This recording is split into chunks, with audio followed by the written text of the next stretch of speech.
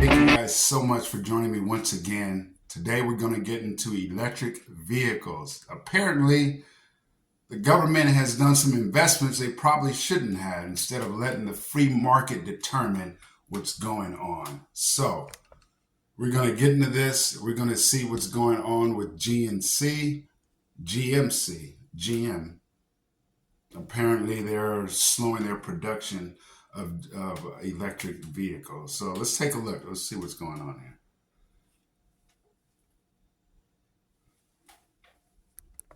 Production and abandoned most of her electric plans for good. GM's decision to suddenly ditch EVs is sending shockwaves through the industry. The reason? Shockingly, nobody is buying them.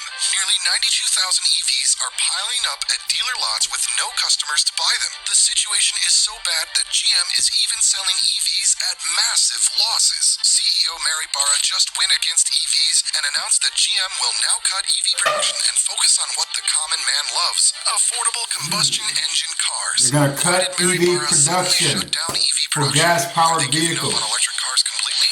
And why is Ford also shutting down EV production? Come with me as I uncover the story of what could possibly be the biggest disaster in the car industry to date. In a striking revelation, General Motors announced a delay in their production of all-electric Silverado trucks at the Orion Assembly Plant in Michigan, moving it from its original date to 2025. This shocking shift comes amid a significant slowdown in U.S. EV sales, raising concerns about the EV boom. EVs aren't selling as everyone expected, and these overpriced vehicles are definitely not the answer to the needs of middle-class consumers. Despite favorable government incentives to promote electric vehicles, U.S. EV sales growth rate took a downturn, declining by over 20% in just the first half of this year. Dealerships, once witnessing electric cars flying off the shelves, are now filled with stockpiles of unsold inventory. As per Cox Automotive, over 92,000 EVs are currently standing, a staggering 342% jump from last year, when the figure stood at a mere 21,000. In an official statement, GM explained, So there was an initial boom in the EV market, and then it just kind of stalled. Why? The infrastructure didn't pick up the way they wanted it to. I think they should have put more into the hybrid vehicles, because people just wanted good gas saving vehicles and electric vehicles. The infrastructure is still not there. And I think that's one of the reasons also, right? General Motors today confirmed its decision to retime the conversion of its Orion assembly plant to EV truck production to late 2025.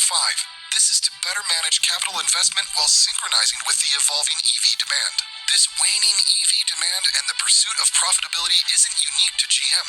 Other auto behemoths, including Ford and Tesla, are recalibrating their EV strategies to maximize revenue. Tesla, for instance, has slashed prices on several models by thousands. Tesla, the leading. Dampening consumer expenditure. Ford, They're not going to be left down. behind, also initiated price cuts, grappling with a projected loss of. Was the boom primarily because of Tesla? That was the biggest electric vehicle that was out there. The other vehicles seemed like they were just trying to catch up to it. And then the government gave all these incentives to go that way. But what are you going to do? You're going to say no to the government? After all, they did do the bailout in 2008, the bailout, right? So they can't say no because they're beholden to the government, because the government gave them money. So now they kind of have to do what the government is telling them to do and push the vehicles the government want them to be pushed, right? $4.5 billion on its EVs for the year. To break it down, Ford loses a whopping $32,000 on every EV sold, with their Ford Model E division already $32,000 is in a the full red by vehicle. about $1.8 billion as of July. Wait till I tell you about the $103 million fine that GM had to pay due to making vehicles with faulty quality issues. Jim Farley, Ford's CEO, opined, the price consumers are willing to pay has decreased. Echoing a similar sentiment, John Lawler, Ford's motor CFO, remarked, the curve isn't growing as anticipated. The shift to EVs is in progress, but it might be a slower journey than expected. Over Because the you're summer, pushing the it. average You're selling price pushing for a it new instead EV of just plummeted allowing by it to nearly happen. 20% year over year, with purchase incentives surging to almost $4,000. The leadership, spearheaded by CEO Mary Barra, seems to be navigating through a tough time. At the heart of this fiasco lies Barra's seemingly myopic vision for Chevrolet. Her relentless focus on overpriced EVs appears to be less of an evolution and more of a personal gain agenda. While she earned over millions in salary, GM has refused to even pay fair wages to their workers, let alone price their cars right. Things took a grim turn with the allegations of GM peddling faulty trucks and SUVs. This isn't some minor oversight or forgivable blunder. GM was also slapped with a staggering $103 million in fines owing to the deteriorating quality. For 2023, their losses are now cascading around the $1 billion mark. GM. So GM's trying to take shortcuts, and they're getting fined because of the regulations that are being put in the auto industry. They're taking shortcuts because people aren't buying the stuff. They're putting too much money into these vehicles that people aren't willing to pay for. GM was among the first few legacy car makers to transition into EVs. GM also announced recently that it will no longer chase the previously stated goal of producing 400,000 EVs from 2022 through mid-2024. This surprising revelation came just months after GM CEO Mary Barra had strongly reaffirmed the target in July. However, the persistent United Auto Workers strikes played a major role in this decision, having already drained the automaker of a staggering $800 million. With the strike costing the company an additional $200 million per week, GM's projections had to change. GM's altered trajectory does not signify a total abandonment of its electric vision. CFO Paul Jacobson stressed that the company remains focused on reaching the production of 1 million EVs by the end of 2025. In Barra's Q3 letter to shareholders, she articulated the company's strategy. We are moderating the acceleration of EV production in North America to protect our pricing, adjust to slower near-term growth in demand, and implement engineering efficiency and other improvements to make our vehicles less expensive to produce and more profitable. The challenge is just... Why are electric vehicles more expensive than gas-powered vehicles? That's my question. Why? The technology? The amount of batteries that has to go inside instead of just using gas? The batteries are that much more expensive that makes the vehicle $10,000, $20,000, $30,000 more than its counterpart, right? Why? Just aren't limited to GM's strategy adjustments. Several eagerly awaited EV models, including the Chevy Equinox EV, Chevy Silverado EV RST, and GMC Sierra EV, will face delays. Download TikTok and discover sales today. Remember how much those stimulus checks helped you out? Pay attention. The state is now handing out $6,400 health spending cards. And GMC Sierra EV will face delays, albeit for just a few months, according to Barra. Furthermore, to optimize its financial footing, GM chose to redesign and relaunch the Chevy Bolt EV with more cost-effective lithium-ion batteries. This strategic shift means scrapping an ambitious $5 billion spending plan for several new entry-level EVs. GM's Q3 financial results also revealed a concerning 7.3% decline in third-quarter net income, dropping to $3.1 billion. Adjusted earnings saw a decline of 17%, leading to $3.6 billion, which includes the detrimental effects of the strikes that began in mid-September. Production losses in Q4 amounted to a significant $600 million, as per Jacobson. Another piece of the puzzle is GM's recent struggles with the production of its Silverado EVs. From its Detroit facility, also dubbed Factory Zero, GM managed to deliver only 18. Do you guys think hybrids are better than EVs? Hybrids, you get both, right? You have to charge up and you also have gas. Why wouldn't we just stay there instead of going all electric? Considering they cost more, right? I don't know. Maybe you guys let me know in the comments. Silverado EVs in Q3. This was contrary to plans to escalate production by 2024 at Orion Assembly, where the Bolt EV was produced. Interestingly, this pushback to late 2025 was not due to supply shortages or even the UAW strike.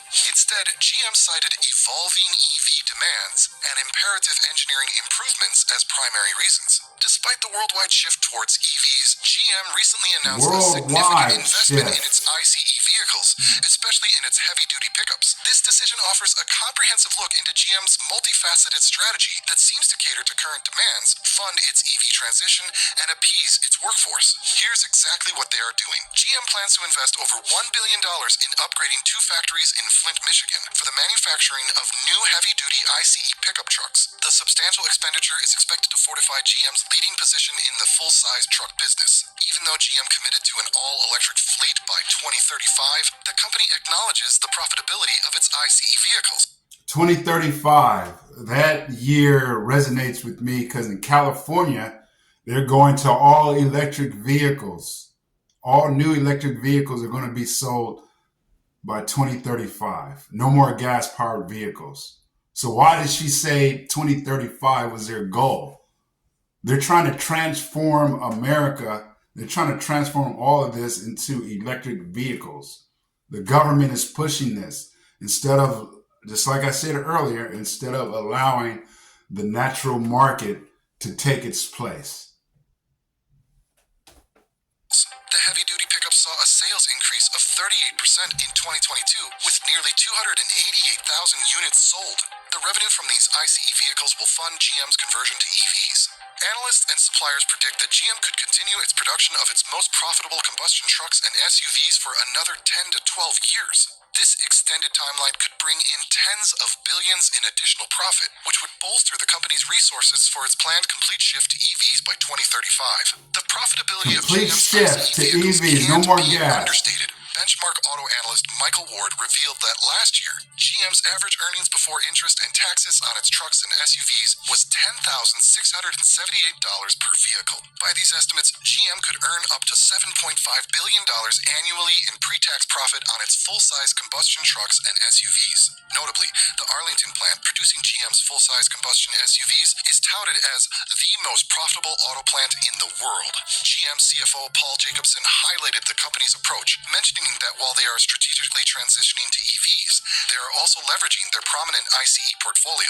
The profitability of vehicles like Chevy Silverado and Cadillac Escalade are unmatched by the company's new EVs, at least for now. The crux of the matter is that the promise of EVs, while golden, may have been miscalculated or at least misjudged in terms of timing and market preparedness. The scenario now emerging It's from not this miscalculated. It was is a pushed confused by the strategy, government. lost opportunities, and a tainted brand image. And in a world increasingly driven by perceptions and narratives, the ripples of GM's blunders could lead to a long-lasting damage to its reputation. Competitors are likely to seize on this moment, painting GM as a giant that lost its way. If GM continues to misunderstand the market, then the day is not far when we could see Mary Barra leading GM to a complete collapse. So, to Mary Barra and all the other fat cat CEOs out there, listen up. The middle class has had enough. It's time to share the pie before the whole thing crumbles. Because let me tell you, if GM thinks they've got problems now, just wait until their workforce and loyal customers turn against them. That's not just a problem. That's a full-scale disaster. And it's one that could bring down the entire company. Whose side are you on in this battle? So there you have it. I'm going to stop it right there. You guys let me know down in the comments. Don't forget to like and subscribe. Share this video. It'll be most appreciative. And let me know down in the comments if you think the government has overstepped their bounds with the push for EV instead of allowing the natural market to say yes to EVs. Or do you think the hybrid vehicle was the way to go? Should have just stayed with the hybrid, and those who wanted EVs should just be like smaller. They drive in the neighborhood or whatever, right? So you guys let me know down in the comments. You guys take care.